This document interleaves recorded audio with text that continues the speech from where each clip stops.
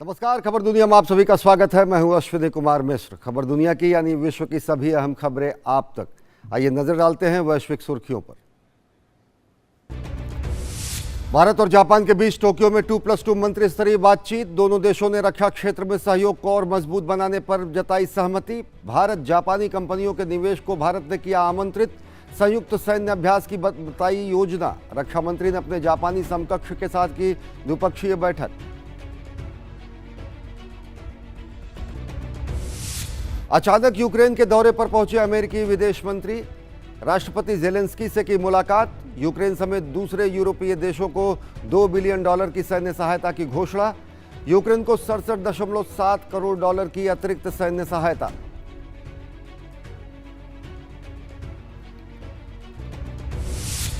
क्षेत्र में बढ़ते तनाव के बीच एक और अमेरिकी प्रतिनिधिमंडल पहुंचा ताइवान के दौरे पर। राष्ट्रपति साई इन वेंग से की मुलाकात। वेंग ने कहा, ताइवान के प्रति अमेरिकी कांग्रेस के अडिग समर्थन को दर्शाती है ये यात्रा। चीन ने फिर दर्ज कराया कड़ा विरोध।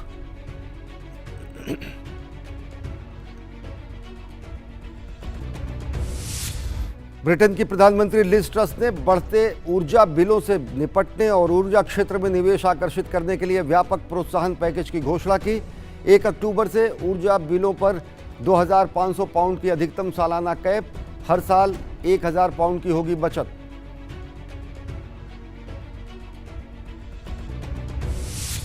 डॉक्टरों ने ब्रिटेन की महारानी एलिजाबेथ के स्वास्थ्य पर जताई चिंता। गहन चिकित्सीय निगरानी में रखा गया है महारानी को। ब्रिटेन की प्रधानमंत्री लिज ट्रस ने कहा, पूरा देश शाही परिवार के साथ। और सबसे पहले खबर एशिया महाद्वीप से।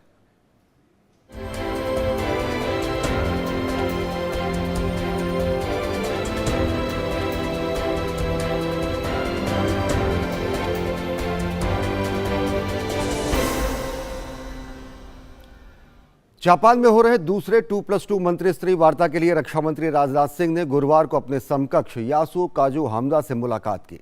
राजनाथ सिंह ने कहा कि दोनों देशों के बीच विशेष वैश्विक रणनीतिक व वैश्विक साझेदारी एक स्वतंत्र, मुक्त और कानून आधारित हिंद प्रशांत क्षेत्र सुनिश्चित करने में महत्वपूर्ण भूमिका निभाती है। बैठक की सबसे महत्वपूर्ण बात यह रही कि दोनों देशों ने वायुसेनाओं के बीच लड़ाकू अभ्यास आयोजित करने पर भी सहमति जताई। जापान में हो रही दूसरी 2+2 मंत्री स्तरीय वार्ता के दौरान रक्षा मंत्री राजनाथ सिंह ने अपने समकक्ष यासुकाजू हमदा से मुलाकात की। बैठक में दोनों देशों की वायुसेनाओं के बीच लड़ाकू सैन्य अभ्यास आयोजित करने पर सहमति बनी। रक्षा मंत्री राजनाथ सिंह ने रक्षा उपकरण और तकनीकी सहयोग के क्षेत्र में साझेदारी को और बढ़ाने पर जोर दिया। राजनाथ सिंह ने कहा कि भारत में रक्षा उद्योगों के विकास के लिए अनुकूल वातावरण है, जिसमें जापान के उद्योगपतियों को रक्षा गलियारे में निवेश करने के लिए आगे आना चाहिए। बैठक के दौरान राजनाथ सिंह ने कहा कि दोनों देशों के बीच विशेष द्विपक्षीय रणनीतिक और वैश्विक साझेदारी एक स्वतंत्र, मुक्त और कानून आधारित हिंद प्रशांत क्षेत्र सुनिश्चित करने में महत्वपूर्ण भूमिका निभाती है। We are happy to note Bharat की वायुसेना जापान के साथ लड़ाकू अभ्यास के शीघ्र संचालन के लिए मिलकर काम कर रही है। भारत और जापान के बीच रक्षा उपकरण और तकनीकी सहयोग को बढ़ावा हमारे प्रमुख प्राथमिकता वाले क्षेत्रों में से एक है। आज की हमारी बैठक से दोनों देशों को उभरते हुए तकनीकी क्षेत्र में एक दूसरे से जुड़ने का महत्वपूर्ण अवसर प्राप्त होगा। हम जापान और भारत के बीच अपनी सुरक्षा और रक्षा सहयोग के महत्वपूर्ण विस्तार का स्वागत करते हैं। हम इस संबंध को और उच्च स्तर पर ले जाने की प्रतिबद्धता जताते हैं। दोनों देशों के बीच विभिन्न स्तरों पर सहयोग में उल्लेखनीय वृद्धि हुई है, जो हमारे संबंधों को और मजबूत बनाता है। भारत के अलावा हमने कई देशों के साथ संयुक्त सैन्य अभ्यास आयोजित करने पर सहमति व्यक्त की है। दोनों देशों के बीच समुद्री सहयोग बढ़ाने के तौर तरीकों पर व्यापक चर्चा हुई। दोनों पक्षों ने इस बात पर सहमति जताई, संप्रभुता और क्षेत्रीय अखंडता पर आधारित स्वतंत्र, खुले नियम आधारित और समावेशी हिंद प्रशांत के लिए भारत जापान का मजबूत संबंध काफी अहम स्थान रखता है। विदेश मंत्री एस जयशंकर ने संवाद और कूटनीति के जरिए चुनौतियों का समाधान खोजने के लिए सामूहिक रूप से काम करने पर जोर दिया। strengthening of our हमारे हित में पर्याप्त लाभों को प्राप्त करने के लिए हमारी विदेश नीति को सुदृढ़ करना आवश्यक है। वे स्पष्ट रूप से इंडो पैसिफिक पर ध्यान केंद्रित करते हैं, लेकिन कई अन्य क्षेत्रीय वैश्विक बहुपक्षीय प्लेटफॉर्मों तक भी विस्तारित होते हैं। आज अंतर्राष्ट्रीय समुदाय के सामने आने वाले महत्वपूर्ण स्थितियों पर विचारों का आदान प्रदान विशेष रूप से उपयोगी है। रक्षा मंत्रालय के मुताबिक दोनों देशों ने धर्म अभिभावक जिमिक्स और मालाबार सहित द्विपक्षीय और बहुपक्षीय अभ्यास जारी रखने के लिए अपनी प्रतिबद्धता व्यक्त की। उन्होंने इस साल मार्च में अभ्यास मिलन के दौरान आपूर्ति और सेवा समझौते के पारस्परिक प्रावधान के संचालन का स्वागत किया। दोनों मंत्रियों ने इस बात पर भी सहमति व्यक्त की कि लड़ाकू अभ्यास के शीघ्र आयोजन से दोनों देशों की वायु सेनाओं के बीच अधिक सहयोग और अंतर संचालन मार्ग प्रशस्त होगा। दरअसल इस साल दोनों देश अपने राजनयिक संबंधों की 70वीं वर्षगांठ मना रहे हैं। इससे पहले नई दिल्ली में शिखर वार्ता के दौरान किशिदा ने भारत में अगले 5 वर्ष तक 3,20,000 करोड़ रुपए निवेश करने की घोषणा की थी। जापान के साथ भारत ने 2019 में 2+2 संवाद की शुरुआत की थी। भारत कुछ देशों के साथ ही 2+2 संवाद आयोजित करता है, जिसमें अमेरिका, जापान और ऑस्ट्रेलिया और रूस शामिल हैं। चीन और ताइवान के दिनों दिन तल्ख होते संबंधों के बीच लगातार विदेशी प्रतिनिधिमंडल ताइपे का दौरा कर रहे हैं। गुरुवार को अमेरिकी कांग्रेस का एक और प्रतिनिधिमंडल ताइवान पहुंचा और उसने ताइवान की राष्ट्रपति साई इन वेंग से मुलाकात की। वहीं फ्रांस का भी एक प्रतिनिधिमंडल इन दिनों ताइवान के दौरे पर है। 5 सदस्यीय इस दल की अगुवाई सिरिल पेलेवेट कर रहे हैं। अमेरिकी अधिकारियों और सांसदों की कई यात्राओं के बाद किसी यूरोपीय देश की पहली ये प्रतिनिधिमंडलीय स्तरीय यात्रा है जो कि ताइपे पहुंची है।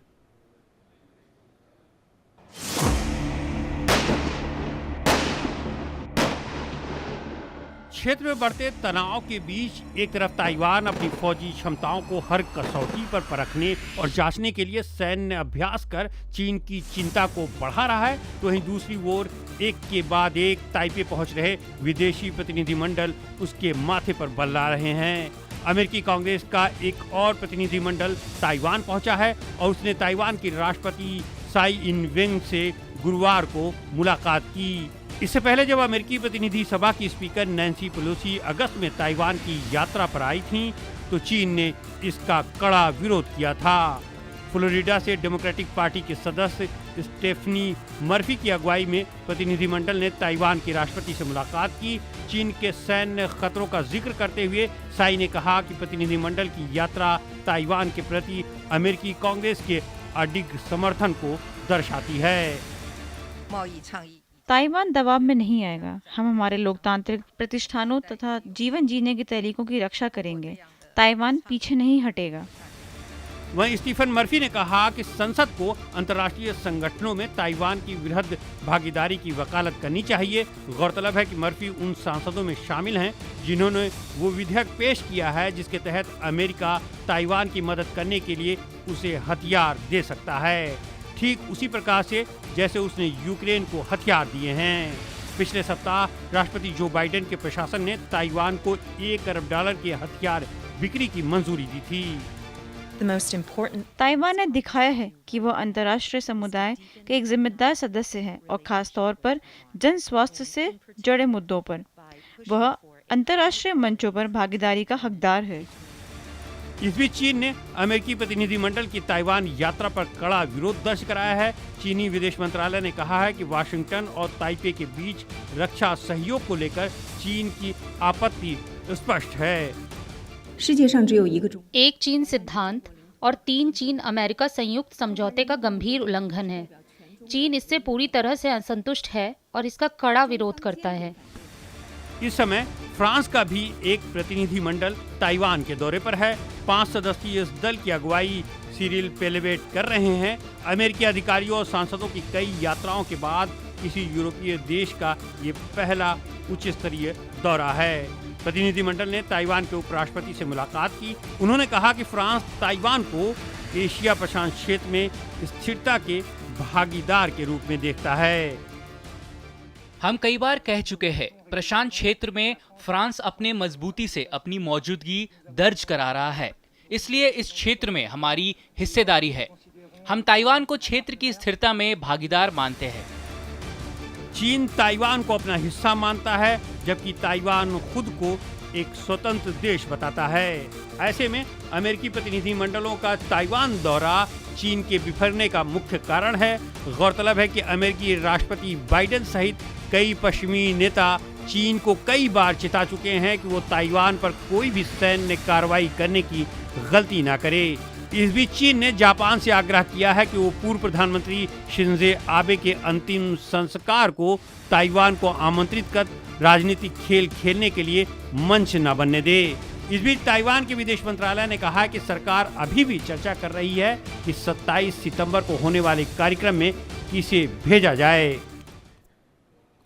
सोलोमन द्वीप की संसद ने आज विपक्षी दल के सदस्यों की आपत्तियों के बावजूद अगले आम चुनाव में देरी के लिए एक विधेयक पारित किया है। विपक्षी दलों ने प्रधानमंत्री मनसे सोगावारे पर सत्ता हथियाने का आरोप लगाया है। प्रधानमंत्री सोगावरे ने एक बयान में कहा है कि सोलोमन द्वीप लॉजिस्टिक आवश्यकताओं के कारण 2023 में प्रशांत खेलों और चुनाव दोनों की सफलतापूर्वक मेजबानी नहीं कर सकता। और अब खबर रूस यूक्रेन संकट की।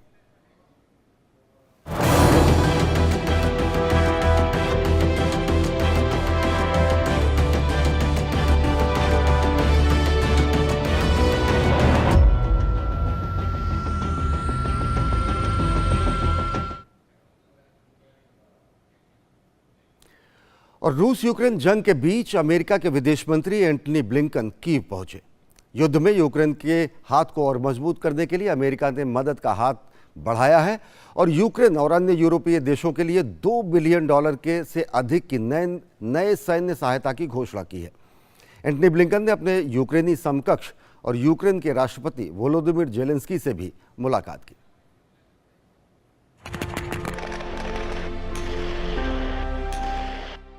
यूरोप में गहराते ऊर्जा संकट और हाल के दिनों में यूक्रेन द्वारा कई क्षेत्रों को रूस से दोबारा छीनने के दावे के बीच अमेरिका के विदेश मंत्री अचानक कीव पहुंचे। युद्ध में यूक्रेन के हाथ को और मजबूत करने के लिए अमेरिका ने मदद के हाथ को और फैलाते हुए यूक्रेन और अन्य यूरोपीय देशों के लिए $2 बिलियन से अधिक की नई सैन्य सहायता की घोषणा की है। एंटोनी ब्लिंकेन ने अपने यूक्रेनी समकक्ष द्विमित्रो कुलेबा के साथ मुलाकात की। उन्होंने अपनी यात्रा के दौरान एक अस्पताल का दौरा किया, जहां उन्होंने रूसी बमबारी में घायल युवाओं से हालचाल जाना। इसके अलावा ब्लिंकेन ने अमेरिकी दूतावास के कर्मचारियों से भी मुलाकात की। ब्लिंकेन ने यूक्रेन के राष्ट्रपति से मुलाकात की। यह घोषणा फरवरी से यूक्रेन को सुरक्षा सहायता में हमारी कुल प्रतिबद्धता के $13.5 बिलियन तक पहुंचाता है।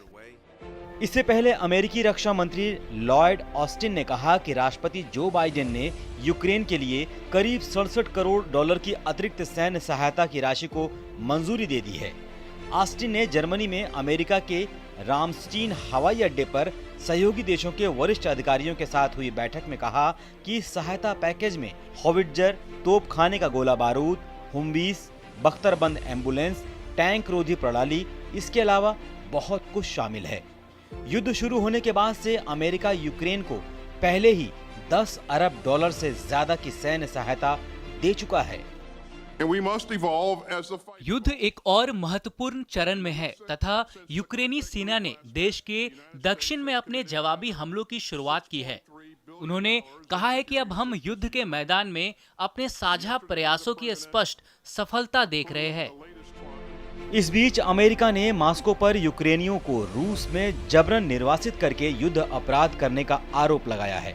अमेरिका ने कहा कि उसके पास पूरी जानकारी है कि राष्ट्रपति व्लादिमीर पुतिन का प्रशासन की पूरी निगरानी में इस कार्य को अंजाम दिया जा रहा है।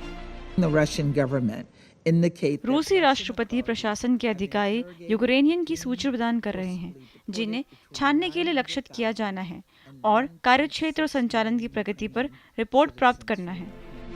वहीं यूक्रेन ने पूर्वी और दक्षिणी क्षेत्र के 700 वर्ग किलोमीटर से अधिक क्षेत्र पर फिर से कब्जा करने का दावा किया है। साथ ही खार्किव के कई गांवों को मुक्त कराने की भी बात कही है।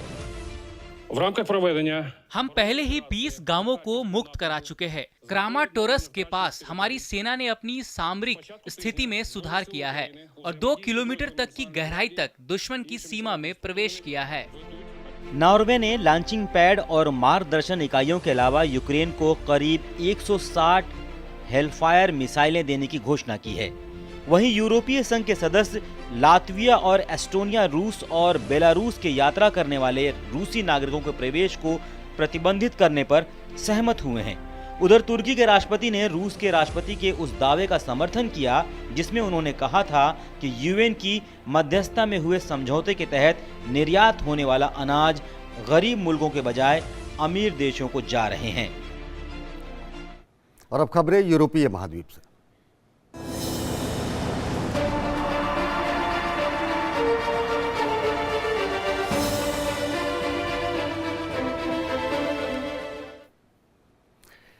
ब्रिटेन की प्रधानमंत्री लिज ट्रस ने देशवासियों के जीवन यापन के संकट को दूर करने के लिए 1 अक्टूबर से घरों के बढ़े ऊर्जा बिलों पर 2,500 पाउंड की अधिकतम सालाना कैप लगाने की योजना बनाई है।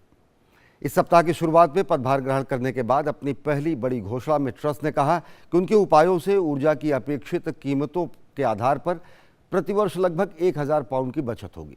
लिज ट्रस ने कहा कि वो ऊर्जा संकट से निपटने के लिए गैस और बिजली की कीमतों की सीमा तय करेंगी। उन्होंने कहा कि 2 साल की ऊर्जा मूल्य गारंटी का मतलब है कि ताप और विद्युत के लिए औसत घरेलू बिल प्रतिवर्ष 2,500 पाउंड से अधिक नहीं होगा।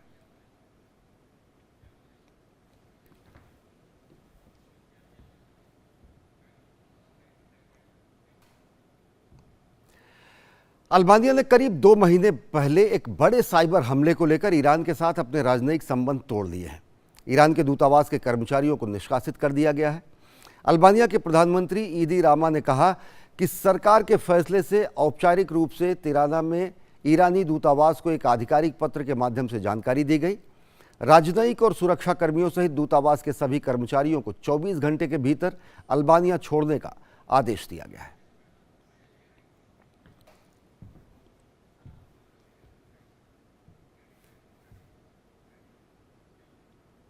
और अब खबरें अमेरिकी महाद्वीप से।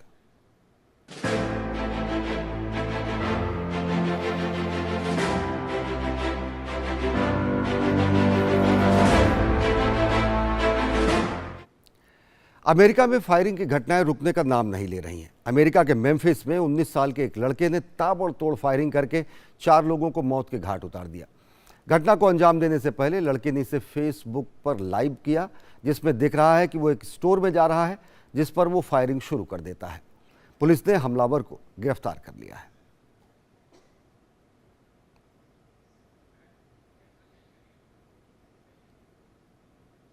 और अब खबरें अफ्रीकी महाद्वीप से।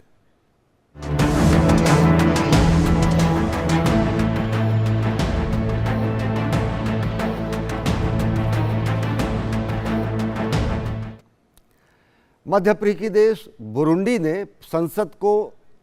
की संसद ने बुधवार को अपना नया प्रधानमंत्री चुन लिया।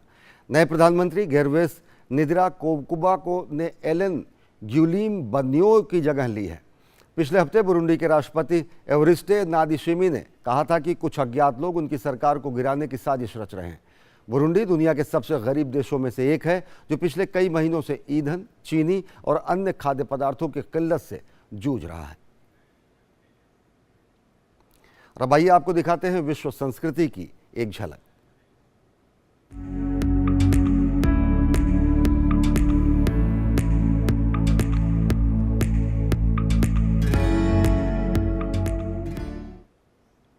और आइए आपको दिखाते हैं नेपाल की राजधानी काठमांडू में आयोजित होने वाली सालाना इंद्र जात्रा उत्सव की झलकियां और क्या है इसके मायने।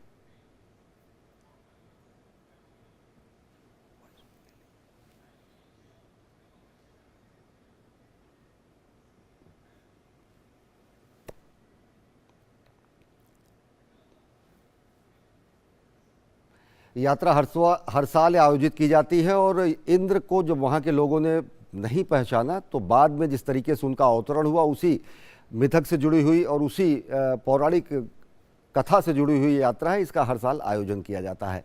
तो खबर दुनिया की आज के अंक में फिलहाल इतना ही। मुझे और हमारी पूरी टीम को दीजिए इजाज़त। देश और दुनिया की ताज़ा तरीन खबरों के लिए देखते रहिए DD न्यूज़। नमस्कार।